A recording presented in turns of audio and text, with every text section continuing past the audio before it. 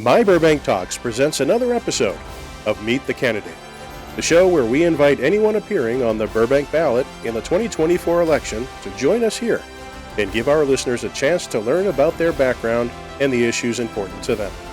Now, let's join our podcast. Hello, Burbank. Craig Sherwood here with you once again, and we're doing another edition of Meet the Candidate.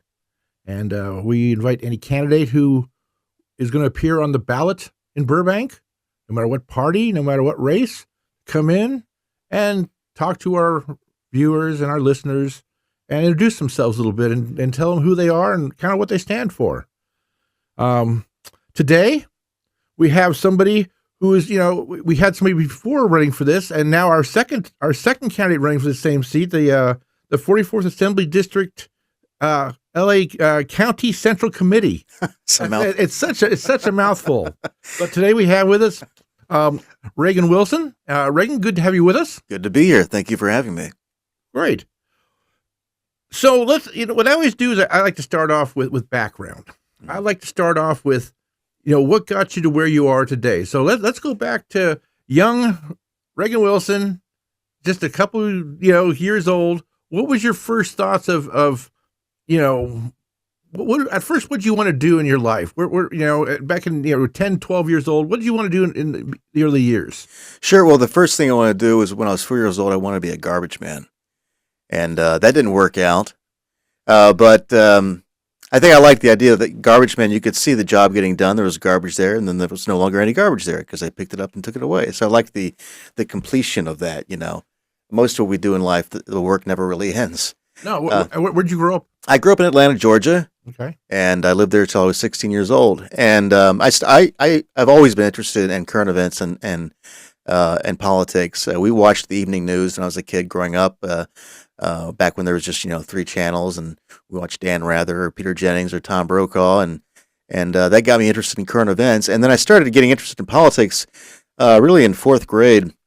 I was putting up yard signs for Reagan Bush 84. We were a Republican family at that time in the mid 80s, and so I just got very interested. And then when the 88 election came out, I was in junior high school, and I kept a running tally of the primary and who was where and who was winning what primary and caucus, and it just it sort of cascaded, or I guess it kept going from there until I in high school I became chairman of the Young Republicans for my county in Kentucky. After we moved to Kentucky when I was 16, moved to a small town called Danville, just south of Lexington, and I remained involved in student government. I was president of the class, and so on and so forth. So this proceeded until I got to the Air Force Academy, where I went to college in Colorado Springs in the mid 90s. Let's talk about that for a second. Yeah. You are an 8-year veteran of the Air Force. Right. What did you do in the Air Force? Because thank you for your service. Sure. Because people like you are the reason people like me can have shows like this and talk freely about whatever we want to talk about. Mm-hmm. So it is appreciated when people say thank you. I mean, we really do mean that, because you fought for our freedom and to maintain our freedom. So what did you do in the Air Force? Well, I did not technically fight, so I will say I'm not a combat veteran. I did. You don't have to fly. You don't have to fight, though. You just have to be part of the system. Right. Well, I just have to make that because there's a definite delineation between the two. No, I attended the Air Force Academy, graduated in '98, and then I served as what they call a public affairs officer for 8 years in active duty. So my job was to deal with the press primarily. I dealt with the media. And we thank you for that too. That's its own little battle. As a press guy, yes. I always liked the 4th Estate. I've always gotten along with reporters because I recognize their function and the value of their oversight and the job they're trying to do. So I always got along with reporters, and also I love public speaking and writing and just communications in general. So that's what I did in the Air Force. I deployed in support of Operation Iraqi Freedom in 2002, 2003. And I served the majority of my career at Andrews Air Force Base outside Washington. Okay. Well, that must have been interesting. You kind of near politics and everything else in that way, too. Right. So 8 years goes by, and you say, you know what? done my thing, and I got other interests now. And what was next for you? Well, I sort of segued into the defense industry, doing the same public affairs on defense contracts and whatnot. But it also freed me up to get back into politics. And so in the summer of '07, the McCain's 2008 campaign had a big meltdown, and I literally just walked in and I volunteered, and I'd always admired John McCain.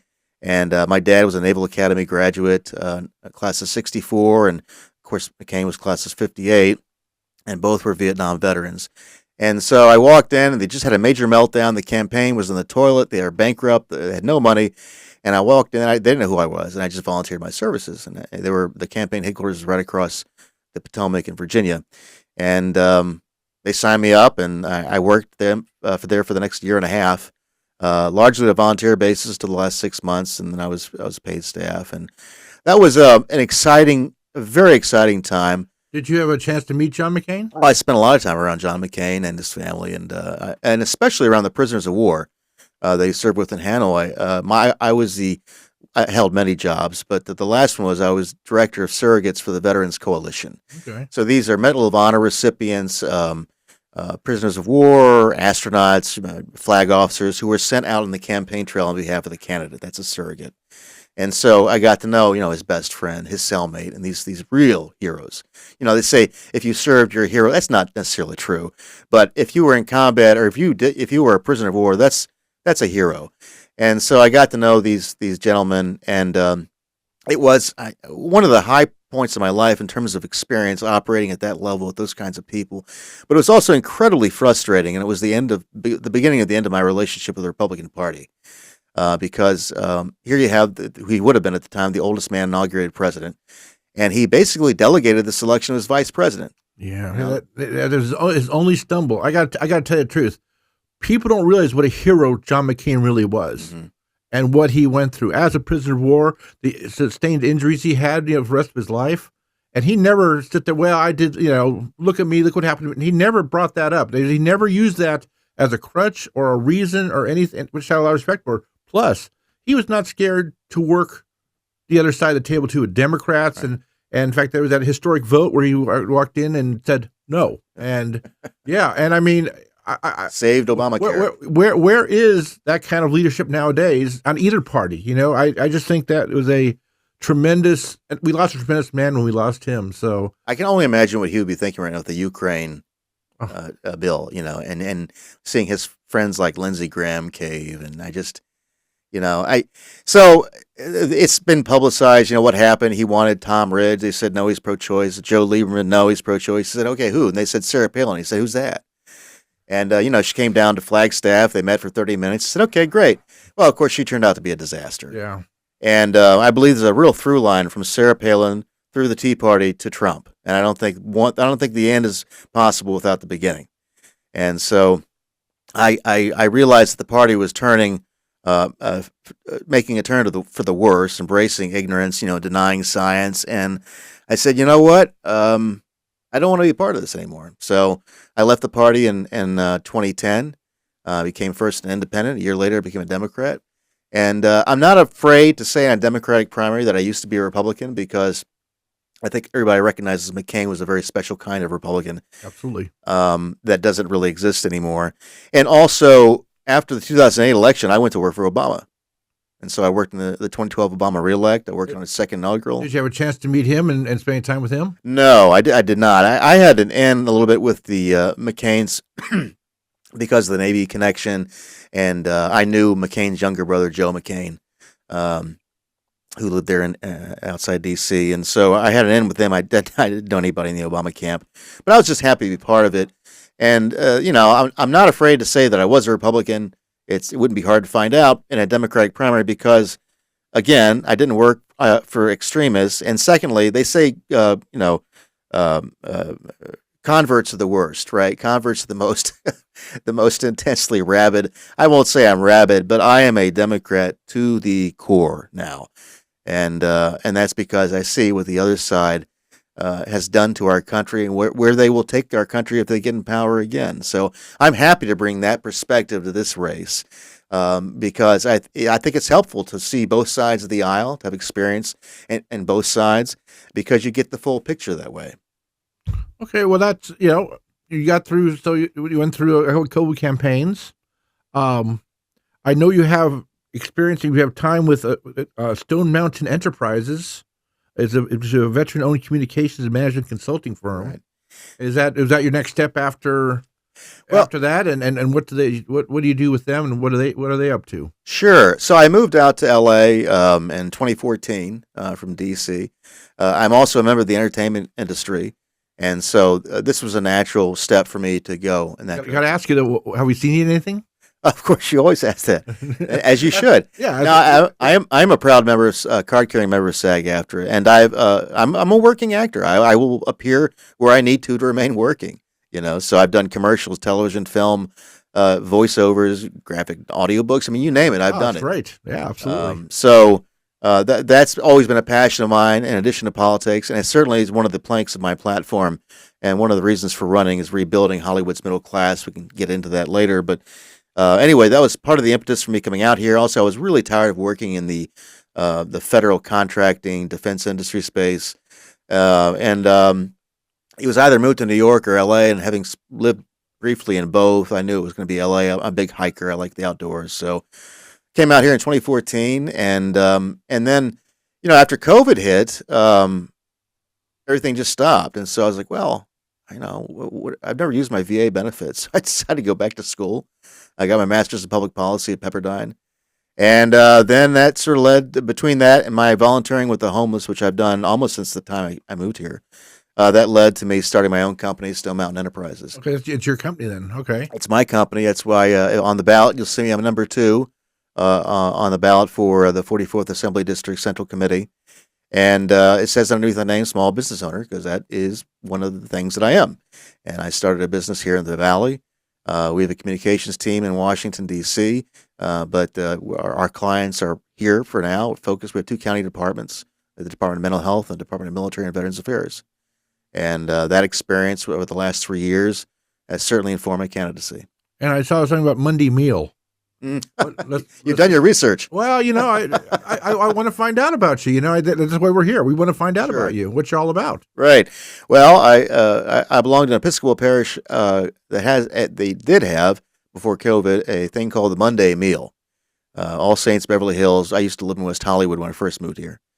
I'm a proud resident of the Valley now and have been for 3 years, I guess. So I was, I'd never seen homelessness like I'd seen it here in LA. And this was in 2014, 2015. And then look at it today. And look at it today. Any better. And after a year, I said, I do not want to grow tired of driving by this abject misery, surrounded by all this affluence, this dichotomy here that we pass on our streets every day. I lived right off Sunset Boulevard. And, I drive down Sunset and then go into Beverly Hills and go to this parish. And after about a year, somebody gave a sermon about this thing called the Mundy Meal. And it's where they served this luncheon, not just like a soup kitchen. It was a luncheon where they go through a buffet. It was catered. It was very good food. They'd sit down and we were waiting on them. And it was the only time during the week where they were actually paid attention to like human beings for some of them. And, also clothes and toiletries and whatnot. So I got to know people who were experiencing homelessness, and that was a real eye-opener for me. That was part of my evolution. And then when I went back to school and got my public policy master's, an opportunity opened up to work with the Department of Mental Health on this program called Veteran Peer Access Network, or VPAN. And that works with homeless veterans and their families, as well as those who are in crisis through PTSD or substance abuse or chronic unemployment, you name it. And it connects those veterans and their families to the services available to them. It's a pilot program. It's been highly successful. 3 years. They renewed it for another 3 years. And, they reduced homelessness, the whole effort. There's a lot of players in that space. But veteran homelessness was reduced by 38% last year. Meanwhile, we've seen since I moved here, homelessness increased by 50%. The last count, January of last year, 75,000 people experiencing homelessness at one time or another in this county. And I would expect to see it go up a little more with the rent subsidizing all ending now, and landlords are saying, "Hey, now you owe me my rent," and then they can't. And how do you get another apartment when you can't hardly afford the one you're in? So I think it's even going to grow from now. Yeah, it does. It keeps growing. It keeps growing. And, a veteran homelessness is a tiny fraction of that. It's about 3,500 to 4,000 people. But we have been, this department, my clients, we have been successful in reducing that by 38% last year to the extent that the Board of Supervisors on just February 6th passed a motion giving $1.9 million to another client of mine, the Department of Military and Veterans Affairs, to stand up a homeless services division. And the entire point of that is to just end veteran homelessness once and for all. And that has informed my candidacy in a big way. And that's the fact you cannot attack this problem writ large. It's too big. And it just gets bigger and bigger. Absolutely. You deal with one vulnerable subpopulation by another. So you're dealing with veterans, and that's getting solved, literally. So where do you go next? Well, maybe foster youth. Maybe those in reentry coming out of prison. You deal with one bite-sized piece at a time, and that's the only way you're going to solve this problem. I have to give you credit because, I'm unfortunately one of those people who drive by and say, wow, can't somebody do something about this? Boy, look at all these people here. Why doesn't somebody do something? Well, you drove by and saw and said, well, what can I do to help solve this problem? Which I give you a lot of credit for that because that's, it's a huge undertaking. But like you say, starting with one piece at a time is probably the way to go. Mm-hmm. How do you feel about the governor's new Prop 1, which is, I guess, geared toward the homeless veterans, right? Predominantly. So you think that's the right direction to go? It's interesting. I was just at a meeting this morning with some voters, and somebody brought up Prop 1. There's two sides to it. One is, yes, it is designed to help veterans experiencing homelessness. That's one part of it. But it also takes some funding away from the counties and reprograms it back at the state level. In other words, the state is going to be telling the counties how to spend some of this money, as opposed to the counties deciding how to spend 100% of the money. But part of the reason for that is, and part of the reason voters are so upset, is that the county, they pass these measures, and the state passes these bond measures one after another, these referendums, and like Prop HHH and so on and so forth, and the problem just gets worse. Well, I'll give you a little background. In years ago, I think it was called Measure H, mm-hmm. And it was passed, and it was for homeless, and it was a committee on LA County. And it's tax money going out. I think sales tax money, 1/4, 1%, whatever it is. I remember I voted for it. And it goes into a fund. And Burbank I can't remember the number. I think Burbank is spending $7 million or $5 million a year into this fund. And we're receiving about $50,000 to $100,000 back so it's not equitable in the cities that pay into it are not getting that amount of money back in services. So our homeless services here are lacking because we're not getting the financing for it. Yeah, because it's not cost effective. There's one of the many reasons I'm running for the county central committee is I really think there should be an increase in accountability and transparency. And for those, the county central committee doesn't make policy, but it researches and endorses policy. It also endorses candidates. And I don't think candidates should be endorsed just because they have a D after their name. I think that we should look at the candidates and see what are they doing about transparency and accountability as stewards of the public tax dollar. And when you have motel owners making far more for the rooms by putting up those experiencing homelessness, that's not an effective use of tax dollars. If the room would normally go for $300, and they're getting $500. That's tax dollars. That's not accountability that I think voters can appreciate. When you're building a studio apartment and so-called affordable housing to create more housing for the homeless, and it's costing over $1 million, that's corruption. That's kickbacks. That's somebody making money on the public dime, and I think voters are sick of it. I agree. Let's talk about you running for the 40. It's a mouthful. The 44th Assembly District, LA County Central Committee. So number one. Okay, and let's talk about the most important thing here, your running mate. Now, you brought your running mate with you, and we've actually got ourselves the Sparky cam. And we're going to go to the Sparky cam right now, and Sparky is saying, you know what, I'm going to just take it easy right here.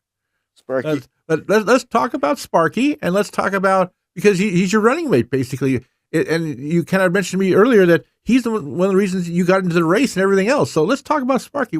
How'd you how'd you get Sparky? Right. And what does he mean to you? Well, I got Sparky just actually 18 months ago. I've known Sparky since he was a puppy. I was living in D.C. His humans were living in New York, and he was a rescue from Puppy Mill in Indiana. And so I've known Sparky ever since he was a puppy. But a year and a half ago, they were moving from San Francisco to London, and they got a couple of small children, and it was just a lot. And they couldn't fly Sparky directly into the UK for some reason, so I ended up inheriting Sparky, and we've been inseparable ever since. One of the reasons I decided now was the time to run for office was we walked outside of our apartment building onto a street here in the valley, in Studio City, NoHo area, and I realized there was no place to walk because there was so much trash and feces and human feces on one side of us, all the way down to the corner. We couldn't walk that way. And we couldn't walk the other way because there was a string of encampments and also a lot of trash. And I didn't know who was some guy was screaming down there, was having a mental health episode. I was like, this is insane. We spend too much to live here for it not to be livable. And that goes not just for humans, but for canines. Absolutely. You know, when it's not livable for a dog, it's not livable for a human. And it's not getting any better. There's no accountability. I have a friend who works for the fire department. He says 90% of the calls that go out on when you hear the sirens are for a response to somebody who's having a mental health episode on the street, or somebody they think may be dead because he's passed out from whatever drugs he was on. You know, we're not doing them any favors by letting them die in the street. And I know the ACLU took Newsom to court, over these involuntary conservatorship when you got the care courts tied up, But he's right.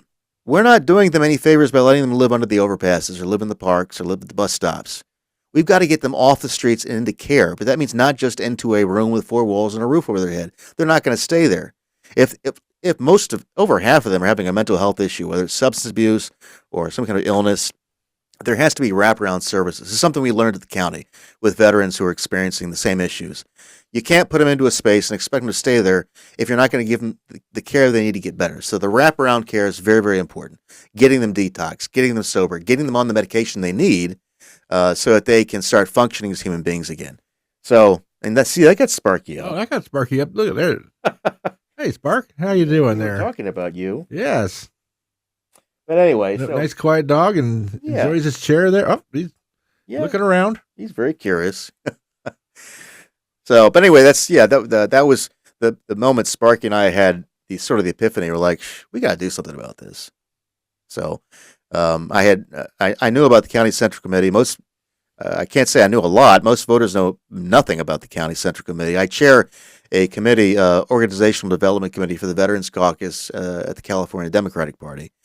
And the party secretary told me about the County Central Committee because I told her I really wanted to get involved at an accountable level as an elected official. And she said, you really should run for the Triple C, the County Central Committee. It's basically the LA Democratic Party. The Triple C. I like. Okay, there's a great nickname. That's the insider term. I like that. So much using saying all that, every time. Well, it sounds like something out of the Soviet Union, the County Central Committee. The chairman of the Central Committee, the 5-year plan. Maybe we'll call each other comrade after I get elected. But yeah. So that sounded like a good entryway for me to get involved and to be held accountable for what I'm talking about. And I want people to do that. As I said this morning when I was talking to a group in Van Nuys, I said, I don't want to go there just to mark time or to be part of a networking event or something. I want to work. I want to get on these committees and I want to make something happen. I want to really dig my teeth into some policy issues and then find some elected officials or candidates who will then push those So explain exactly what the Triple C does. What exactly is the role of the Triple C, and what do you think your role on it will be? The Triple C is not a policy-making organization. It's not a full-time organization. It meets at night once a month, and apparently pretty long meetings, and they discuss basically policy, proposed policy, and candidates. But then there's all these committees. The Legislative Committee, the Policy Committee, the Organizational Development Committee. I'm really interested in the Legislative Committee because I really want to get into some of these policy initiatives I've been talking about, and there's others we haven't talked about yet, that I can't push as a committee member, but I can certainly get the policy, the research, the analysis, the data, and the policy proposal out there, and then try to find someone to champion, whether they're a candidate, a challenger, an incumbent, and then try to push the committee to endorse that policy and to endorse that candidate. The other function of the Central Committee is to send delegates to the state national conventions. What happens, as I imagine you have to stay with the Democratic platform and all that, and what if there's a part of that platform that you don't agree with? I mean, do you guys discuss that? And I mean, do you rubber stamp everything, or do you just not, or do you leave that out, or how do you, or do you ever go against the National Democratic Committee? Yeah, well, so you have the DNC, the Democratic National Committee. Right. You have the state Democratic Committee, and then of course, then you have the county committee, and so a lot of committees, and then there's all these subcommittees. Everybody's on a committee. And so, yeah, what I think we should get away from is rubber stamping. Now if you can't, as an official arm of the Democratic Party, you can't stray too far from the established platform of that party. But there's opportunities within the committee for, I believe, holding people accountable for their stewardship of tax dollars, and also finding creative policy solutions for problems that exist that are in the community. And I think that's where you can have the biggest influence. And there'll be an opportunity, like in any democratic institution, small d, for debate. When people don't agree. At the end of the day, we're all Democrats, right? And we want to see Democrats elected. Well, California's a super majority Democratic state, and so I appreciate the fact that committee members, you hear them talk a lot, candidates, that, we got to get Democrats elected up and down the ballot. We got to get them. Well, that's not as much of a problem in California, and certainly in L.A., okay, as it would be some swing state areas and more perhaps Orange County. But I think here maybe we should start focusing more on the policy side of things, because there's a lot of pissed off people out there.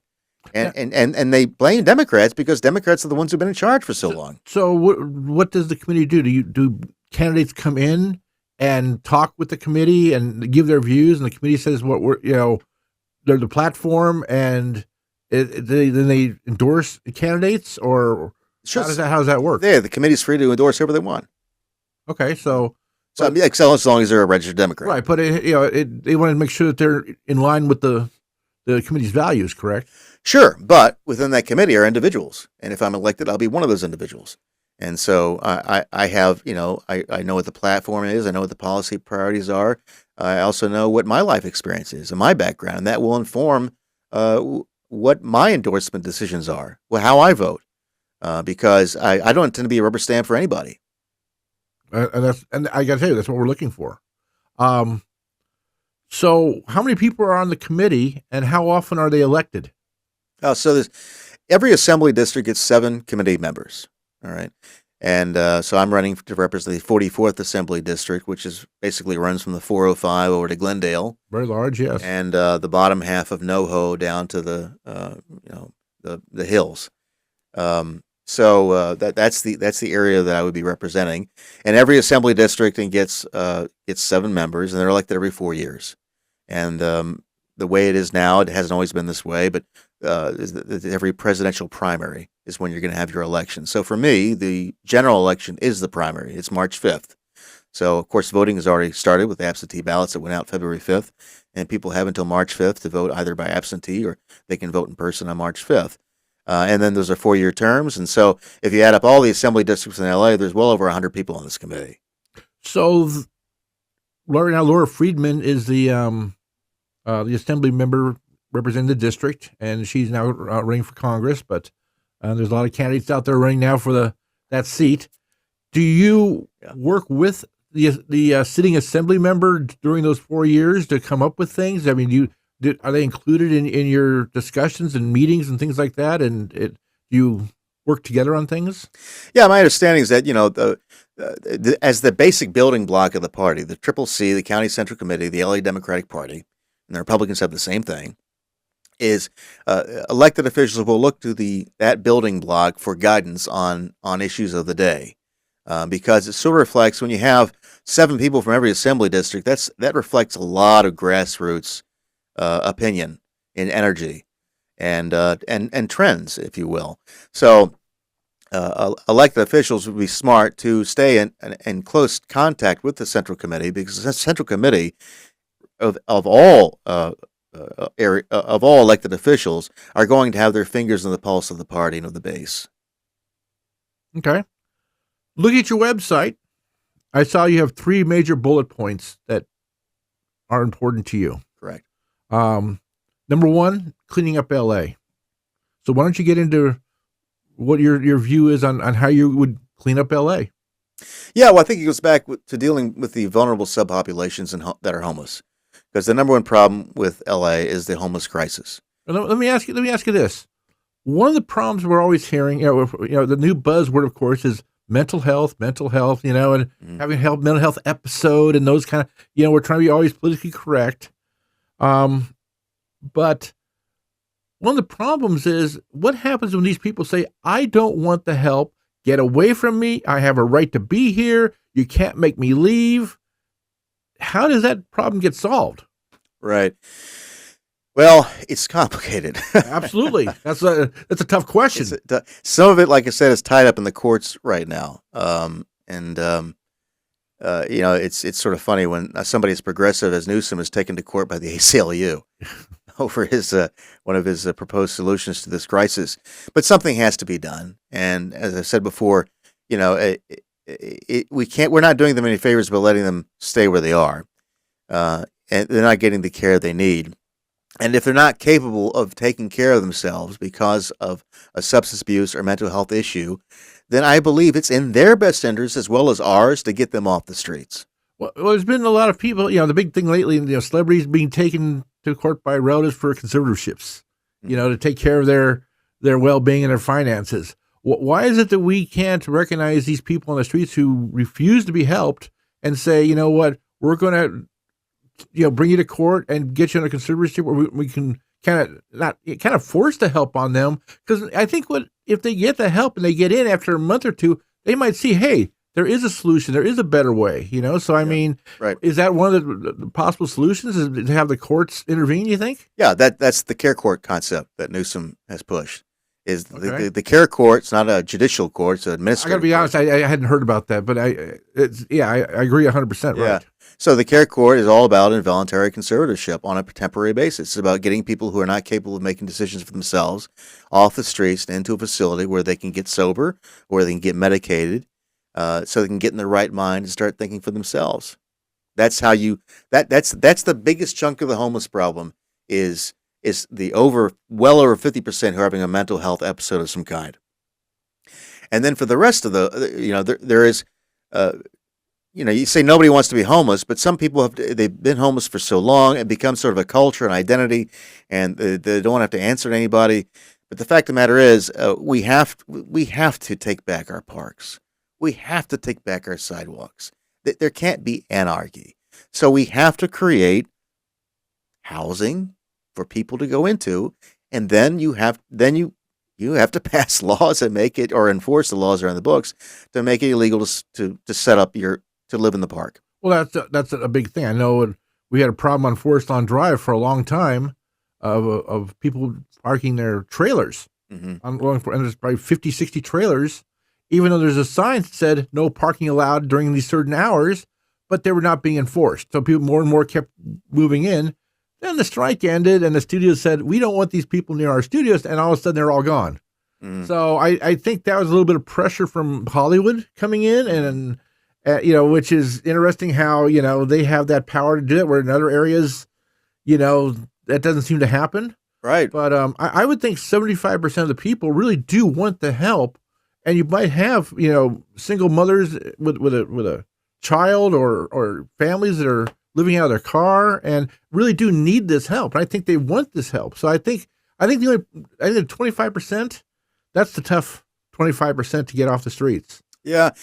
It's, one thing I noticed when Sparky and I were going around to Luca Lake gathering signatures to get on the ballot, was that all these, Democrats, progressive Democrats, they were all in agreement that they're sick of this situation that we're in as a community, and they want something done about it.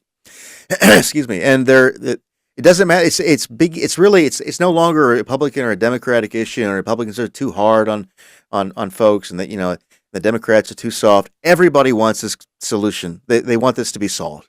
They're sick of we pay too much to live here for it not to be livable, and so that's why the first issue, the biggest issue on which I'm running is just let's make LA home again.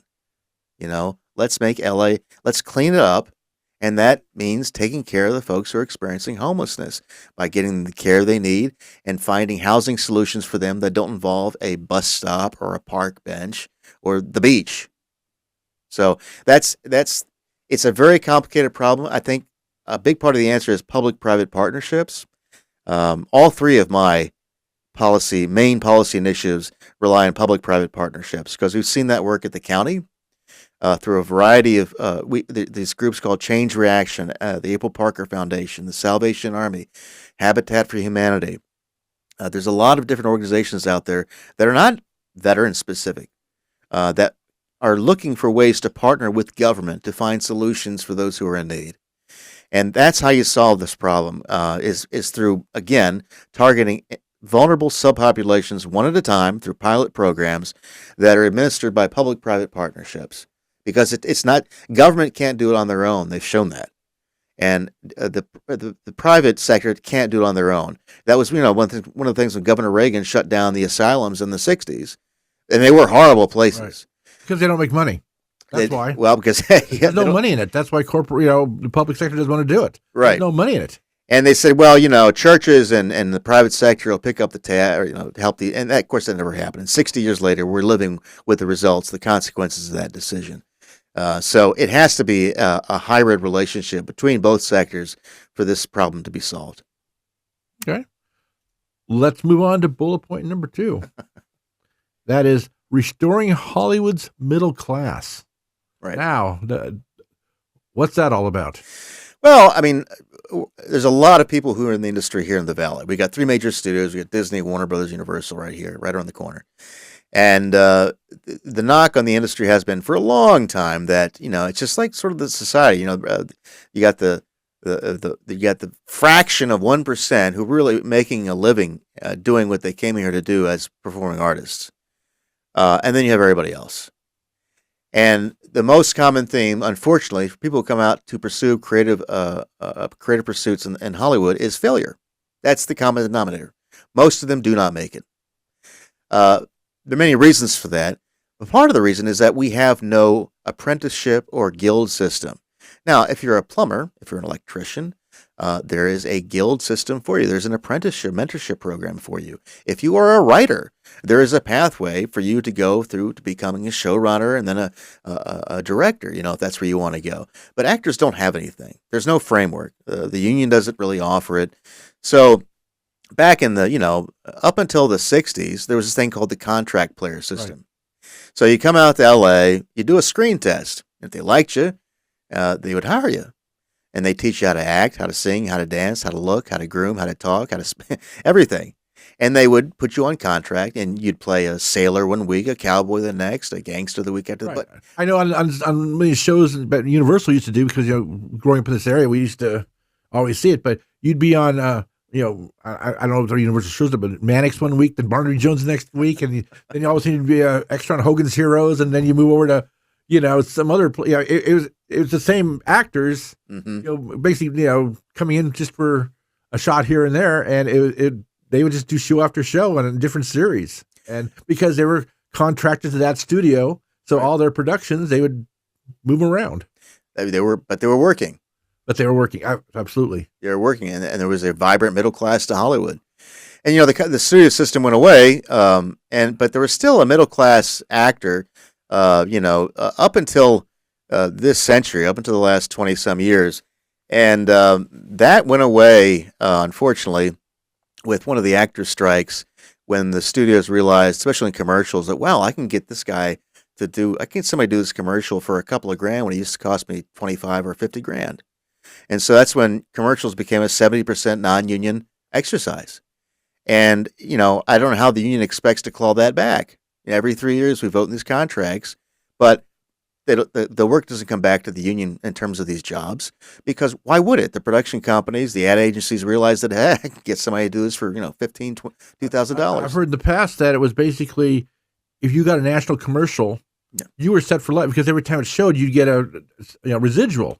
But then I've heard the studios now that said, we're just going to hire you for a one-time fee of this, and they don't have to pay that residual anymore. So in the long run, they're saving a lot of money, and the actor is not getting that that money, because usually one commercial or two commercials a year could sustain an actor for the entire year. Yeah. I booked a national years ago, and on top of some others, and my agent said, this should have been a 15 years ago, you'd be set. Right. But anymore, it's just that the way they've got everything structured, the fee schedule, it just doesn't make sense for actors. So that's one part of it. The other part is how do you prepare actors for success? And so a public-private partnership that I'm proposing is a publicly administered, privately financed framework, if you will. So basically, the state would accredit acting studios, for example. There's a lot of acting studios in this area, NoHo, in particular, Burbank. And so they would accredit a studio with being an authorized place of apprenticeship or mentorship for an actor coming out to L.A. The actors coming out to L.A. would have to audition for these various studios. And if they were accepted, they would still have to work hard and have talent and the rest of it. But these studios would mentor them in how to run their careers. The things that you learn the hard way about picking headshots, picking representation, about what you should and should not do, what workshops you should and should not go to, acting coaches, that kind of thing. And then once you book a job, what's it like to be on set? How do you behave? Knowing your lines, hitting your mark, finding your light and camera, all these things that actors are supposed to know when they get to a set, and so often they do not. Especially not from Hollywood, and they have no experience with all that. Right. You're coming from Oklahoma. Maybe you do have some talent, but you have no idea how to run yourself as a business. Right. And it's a business, it's Sure. show business. So, and this goes up for all the dancers, singers, stunt performers. Sure, and you also look at the fact that how many people come out from Indiana or Idaho or somewhere like that, and they're taken advantage of. They bring in somebody's door and they are taken advantage of, or casting couch type stories, nightmares you've heard. But there's no. If they had a credible list of places that they knew that were above board, I think that would help a lot, especially, exploiting people. Yeah, it was. In fact, there was a big lawsuit a few years ago with casting workshops advertising themselves. Hey, come here and get noticed, and you'll get a job. But really, it was some casting directors who were just making money off these poor actors who didn't know any better, didn't realize there was no job at the end of that process, and so. And then the financing, the private financing of it comes in where the studios and production companies, I think, would have a vested interest in financing this program because, it just makes sense because it enlarges the talent pool and it creates a more informed talent pool of actors who show up on set and know how to behave. They know their craft. They also know their business and they know the profession. So it makes for a more professional core of talent that is prepared to take on the work that is offered to them. So, a casting director could know that, okay, if they go out to this studio that's accredited by the state to pull somebody to audition, that if they get the gig, they're going to be prepared for the job, and they're not going to embarrass them. So it just makes sense. It creates a broader range of talent that's more prepared for work. It's also great PR for anybody. It could be financed by an individual, a celebrity, or it could be financed again by a studio, a production company. And it's also, and then finally be a tax write-off for them. So, but it'd be publicly administered. So you have the transparency and the accountability of those private. And the licensing and all that. Exactly. Right. Licensing. Exactly. So that's how that would work. It's ambitious. No one's talking about it. But I am a biographical candidate. So I am a veteran. I am also an actor, and I am a business person. So these inform my issues. Well, that's a good transition into our next and final bullet point, which is transitioning veterans back into society. Now, you are a veteran, and you work with the homeless. So this is something that probably touches you, immensely, and something that you're probably, really, really important to you. So what is your Sure. What is your vision there? Yeah. So when I got out of the Air Force, I was an Air Force officer. So I had a college degree, I had management experience, and I was part of the Officer Corps, which sort of that runs the military. And I got out in D.C. I had no problem getting a job. They came to me, employers came to me, and I had a seamless transition from service to civilian status. What I have learned since working with veterans in LA County with my clients these last few years is if you get out of the Army or if you get out of the Marines and you're enlisted, you may not have a college degree or real management experience, especially if you only did 2 or 4 years. Sure. And if you were like artillery or infantry or armor or a war-fighting career field, Right. how do you translate that? Yeah, not all the guns to fire in Hollywood unless you. Right. Yeah. They don't do a lot of bombing around here, do we? No, I mean, and there's only so many of those spots available as technical advisors. So veterans find it very easy if you're coming out in those circumstances, especially if you came from a lower socioeconomic background into the service and you're returning that after the service. You have the skill set, but you don't know how to translate it into something a civilian employer can understand. You're coming out of an environment where you are fed 3 meals a day, you have a roof over your head. They even tell you what to wear, where to show up. But there is discipline. They come up with a foundation of discipline where they understand, what that's all about. They understand discipline. They understand meeting the mission. Right. They understand professionalism. But they need and teamwork. Exactly.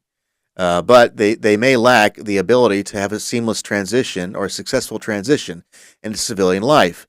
And we see this manifest itself again with homelessness, with substance abuse. It can spiral into mental health issues, and of course, the ultimate failure of unsuccessful transition is suicide, and veteran suicide. And that can lead to homeless veterans are far more likely to die by suicide than housed veterans. Veterans involved in the justice system. 151 per 100,000 is the rate right now who will die by suicide.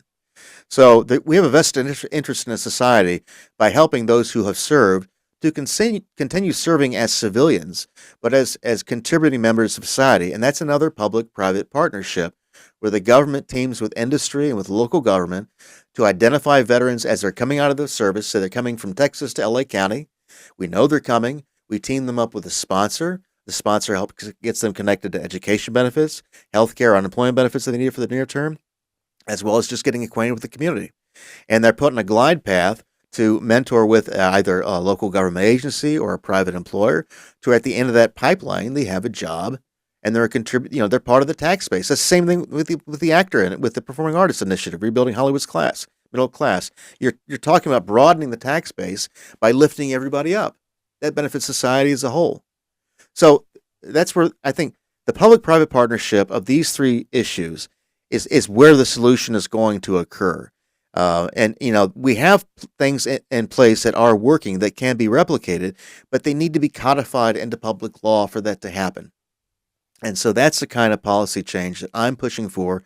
Then if I'm honored to be elected to the Central Committee, that's what I will be advocating for. I'll be advocating for those kinds of policy initiatives that really are creative. I mean, the low-hanging fruit as a Democrat is gun control, abortion, the environment. We're all pro-choice. As Democrats, we're all for gun control.